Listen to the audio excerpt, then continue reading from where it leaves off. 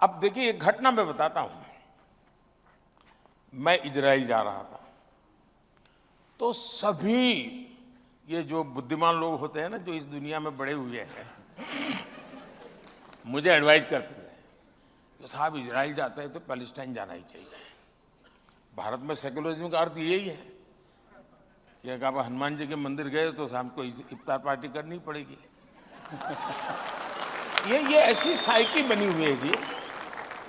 तो मैंने सोचा भाई मैं स्टैंड अलोन यात्रा करूंगा, इजराइल से अकेला जाऊंगा, इजराइल से वापस आऊंगा, मैं पैलेस्टाइन नहीं जाऊंगा। लेकिन मैंने कहा कि मैं पैलेस्टाइन भी जाऊंगा तो सीधा पैलेस्टाइन जाऊंगा और वापस आऊंगा। मैं ये क्लब करके हमारे देश के सेकुलरिज्म की जो विकृतियां हैं, मैं उसका शिकार नहीं होने वाला।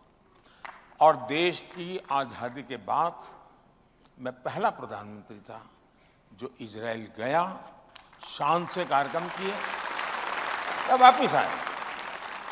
2-3 महीने के बाद मेरा पैलेस्टाइन का कार्यक्रम बना तो मैं सीधा पैलेस्टाइन गया। तो वहाँ पर जाते समय लॉजिस्टिक प्रॉब्लम था, मुझे हेलीकॉप्टर की ज़रूरत थी।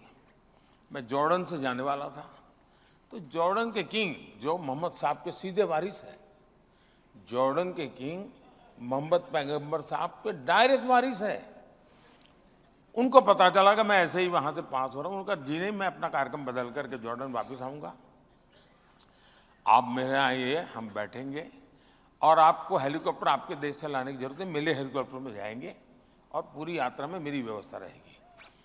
जॉर्डन के किंग एक ऐसा प्रधानमंत्री जो कुछ दिन पहले इजराइल जाके आया हुआ है। इतना ही नहीं, मैं जॉर्डन के किंग का हेलीकॉप्टर में जब जा रहा था पैलेस्टाइन, तो इजराइल के 6 विमान उनके एयरफोर्स के, वो उसको एस्कॉर्ट कर रहे थे।